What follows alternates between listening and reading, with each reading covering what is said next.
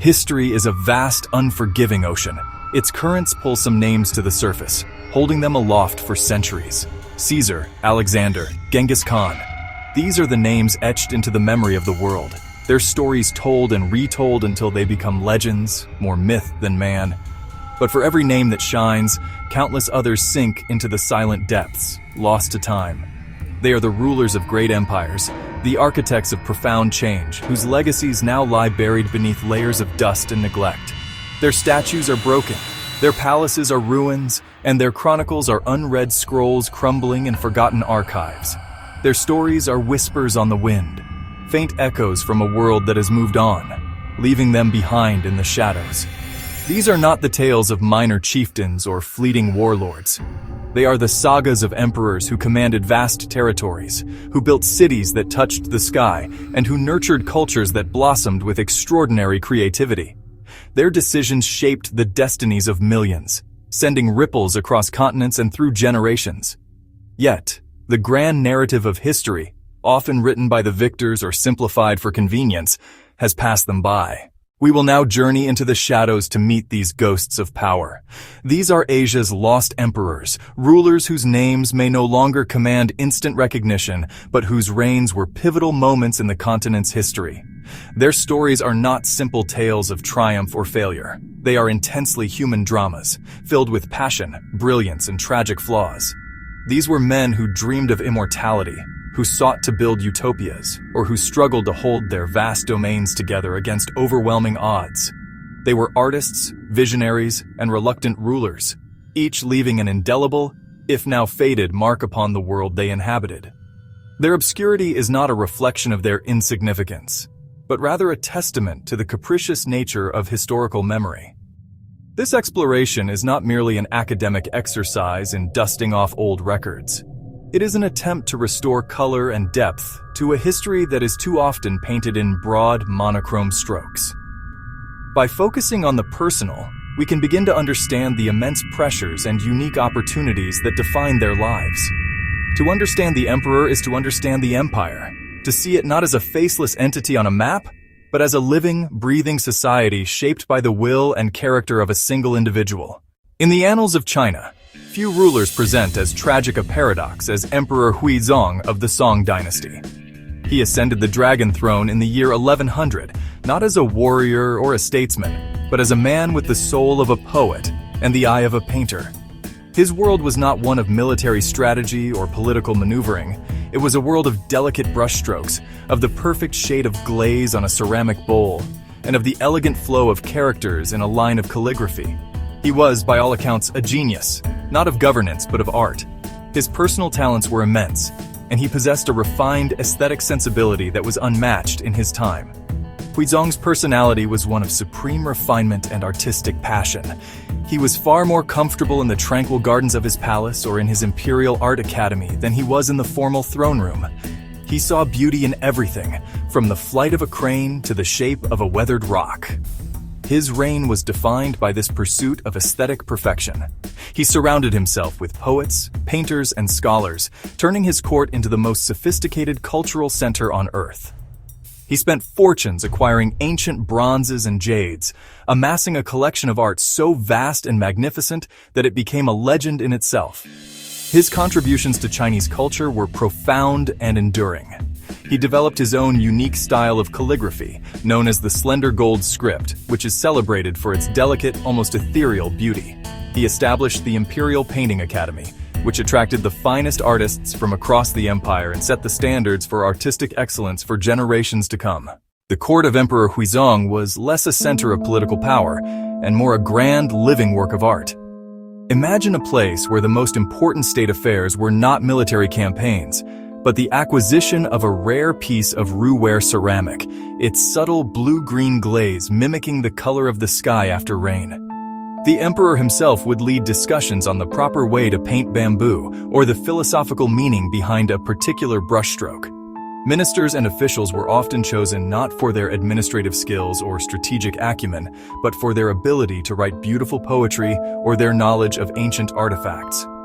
Huizong's daily life was a ritual of artistic creation and appreciation. He would rise early to practice his slender gold calligraphy, its thin, sharp strokes requiring immense control and concentration. He would then spend hours in his imperial gardens, observing the natural world with a painter's eye, perhaps sketching the intricate patterns on a dragonfly's wings or the way light fell on a lotus pond. He hosted lavish banquets that were themselves artistic productions, with carefully arranged dishes, musical performances, and poetry contests. On one famous occasion, he had a vision of a flock of cranes flying over his palace gates, which he immediately commemorated in a magnificent painting, seeing it as a divine omen of auspicious rule. This obsession with creating an earthly paradise was not confined to the palace walls. Huizong embarked on ambitious projects to beautify his capital, Bianjing. He commissioned the construction of elaborate gardens, elegant pavilions, and even a massive artificial mountain, the Zhenyu, built from rare and beautiful stones transported from across the empire. The pursuit of beauty, for all its noble intentions, came at a staggering cost. Emperor Huizong's grand projects and his insatiable appetite for art required a constant flow of money, placing an immense financial burden on the empire. Taxes were raised, and new state monopolies were created on essential goods like tea and salt, squeezing the common people to fund the emperor's aesthetic obsessions. Corrupt officials, led by the powerful Chancellor Kai Jing, took advantage of the emperor's disinterest in governance to enrich themselves, further draining the state's coffers and fueling popular resentment. This neglect of statecraft had dire military consequences. While the emperor focused on perfecting his art collection, the Song army was left to decay. Funds that should have been used to pay soldiers, repair fortifications, and manufacture weapons were diverted to build gardens and acquire paintings. Military commanders who warned of the growing Jurchen threat were ignored or dismissed, their pragmatic concerns dissonant with the refined harmony of the court. The day of reckoning arrived in 1127. The Jurchen armies, having vanquished the Liao, turned their attention south and swept down upon the unprepared Song Empire. They laid siege to the magnificent capital of Bianjing, the city Huizong had so lovingly beautified. The walls that were meant to protect a cultural jewel proved useless against the relentless assault. The fall of Bianjing was a catastrophe of epic proportions. The city was sacked, its priceless treasures looted, and its people subjected to horrific violence. In a final, devastating humiliation, Emperor Huizong, along with his son, the new emperor, and thousands of members of the imperial court, were taken captive by the Jurchens. The sage of the slender gold was forced on a long, grueling march north into exile in the cold, barren lands of Manchuria. There, stripped of his silks and his brushes, he lived out the remaining years of his life as a prisoner, a forgotten man known by the mocking title Marquis of Muddled Virtue. The beautiful world he had built had been utterly destroyed, a tragic testament to the price of his beautiful, fatal obsession. Long before Huizong's tragic reign, in the heart of the Indian subcontinent, another ruler's legacy became complicated by a dramatic transformation. This was Ashoka, the third emperor of the Mauryan Empire, who ruled in the 3rd century BCE. His story is often remembered for its conclusion, his conversion to Buddhism and his embrace of non-violence. But this peaceful image actually obscures the brutal reality of his early reign. Before he was Ashoka the Pious, he was Chandashoka, or Ashoka the Fierce. He was a man of immense ambition, a ruthless military commander who inherited a vast empire and was determined to expand it to the farthest corners of the known world. Ashoka's empire was already one of the largest the world had ever seen, stretching from modern-day Afghanistan in the west to Bangladesh in the east. Yet one kingdom on the eastern coast remained defiant: Kalinga. The conquest of Kalinga became an obsession for the young emperor. It was a rich and prosperous land, and its independence was a challenge to his absolute authority. In 261 BCE, Ashoka marshaled the full might of the Mauryan army and unleashed a devastating invasion. The war was not a series of strategic battles, it was a campaign of annihilation. The people of Kalinga fought back with fierce determination, but they were no match for the overwhelming force of Ashoka's legions. The result was a slaughter of unimaginable scale. Ancient texts, including Ashoka's own rock edicts, describe the horror in graphic detail. It is said that 100,000 soldiers were killed in the fighting, and many times that number of civilians perished from the famine and disease that followed. The rivers ran red with blood, and the fields were littered with the dead. The entire kingdom of Kalinga was laid waste, its cities destroyed, and its population decimated. Ashoka had achieved his military objective. He had conquered his final rival and stood as the undisputed master of the subcontinent. But victory brought no satisfaction. The story goes that as Ashoka toured the battlefield, surveying the ruin he had wrought, he was overcome not with pride, but with a profound sense of remorse and disgust. The sight of the endless rows of the dead, the sound of wailing from the survivors, and the sheer scale of the human suffering he had caused shattered his warrior's heart. This was the turning point, the moment of crisis that would redefine his life and the future of his empire. The Kalinga War was the crucible in which a new Ashoka was forged. The emperor who had lived by the sword was now haunted by it. His overwhelming victory felt like a catastrophic spiritual defeat. This profound personal crisis led him to seek a new way of understanding the world, a philosophy that could offer solace and a path away from the violence that now repulsed him. He found his answer in the teachings of the Buddha, a philosophy of compassion, nonviolence, ahimsa, and moral responsibility. His conversion was not a mere political maneuver. It was a deep and genuine transformation that would alter the course of Asian history forever. The warrior king began the process of becoming a philosopher king. Ashoka's first and most radical act was to renounce offensive warfare. He declared that the only true victory was Dhamma Vijaya, or victory by righteousness. He replaced the sound of war drums with the sound of Dhamma, his new moral code. He began a campaign not of military conquest, but of ideological persuasion. He had his new philosophy carved into stone pillars and rock faces throughout his vast empire. These famous edicts of Ashoka were written in local scripts so that all his subjects could read them. They were not divine commandments, but personal appeals from the emperor, explaining his remorse and outlining his new vision for a just and humane society. His new imperial policy was revolutionary. Ashoka promoted tolerance for all religions and sects, a radical idea in the ancient world. He planted shade trees and dug wells along major roads to aid travelers. He established hospitals for both humans and animals, a concept almost unheard of at the time. He sent emissaries of peace and Buddhism to lands far beyond his borders, to places like Sri Lanka, Southeast Asia, and even to the Hellenistic kingdoms in the West. He was attempting to build an empire bound not by fear and force, but by a shared commitment to moral virtue. Ashoka was transforming the very definition of what it meant to be an emperor. However, this legacy is complex. Some historians question whether his pacifist policies ultimately weakened the Mauryan state, leaving it vulnerable after his death. The empire did indeed crumble within 50 years of his passing.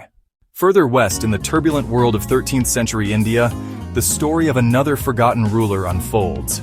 This is the tale of Jalal-ud-Din Khalji, the founder of the Khalji dynasty of the Delhi Sultanate. He came to power in 1290, not as a young, ambitious prince, but as a seasoned 70-year-old general. He was a veteran of countless campaigns, a man who had spent his life in the saddle, fighting for his Turkic predecessors. When a palace coup thrust him onto the throne of Delhi, he was not jubilant. Instead, he was hesitant, cautious, and deeply uncomfortable with the power that had been forced upon him. Jalal-ud-Din's reign was a startling departure from the brutal norms of the Delhi Sultanate. Previous sultans had ruled through fear, executing rivals and crushing dissent with an iron fist. Jalal-ud-Din, however, declared that he wished to rule without tyranny. He was famously lenient, a quality that baffled and alarmed the hardened nobles of his court.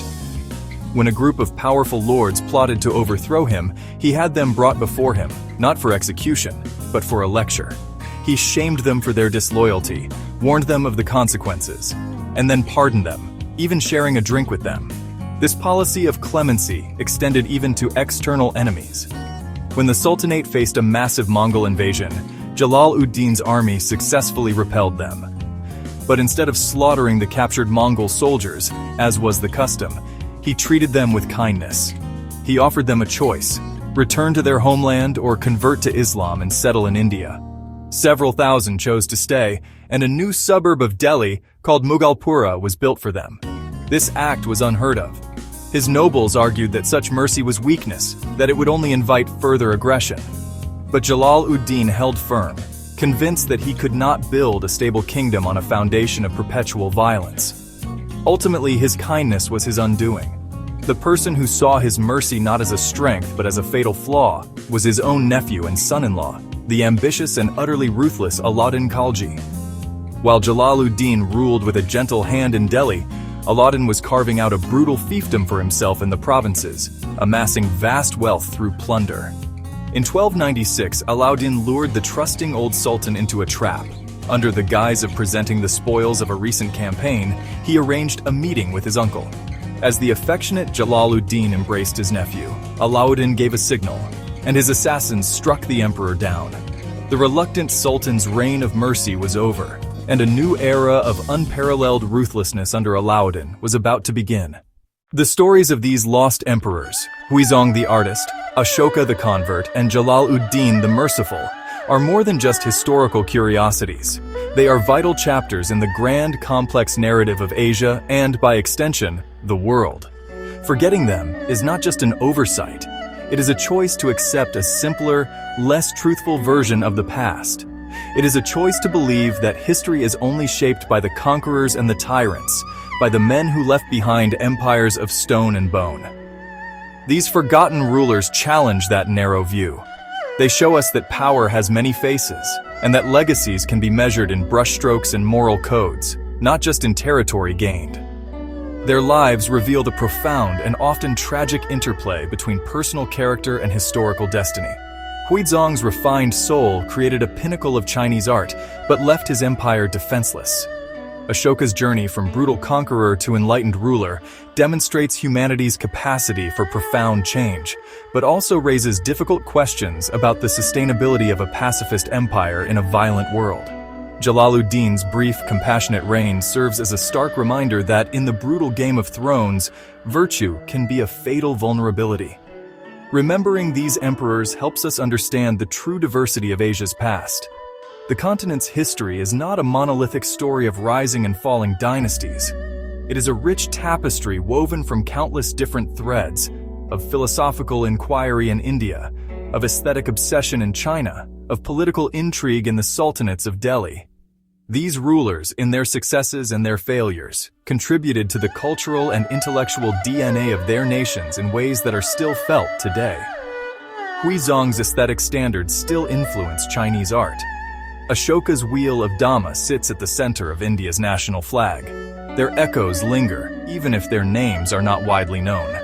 Ultimately, to unearth the stories of the forgotten is to engage in a more honest form of history. It is to accept complexity over simplicity, nuance over dogma. It reminds us that even the most powerful rulers are, in the end, human, driven by passions, flaws, and visions that can lead to both transcendent glory and heartbreaking tragedy. Their broken statues and faded scrolls are not signs of their insignificance. They are invitations to look deeper, to listen more closely to the whispers from the past, and to reconstruct a history that is richer, more complete, and infinitely more human than the one we thought we knew.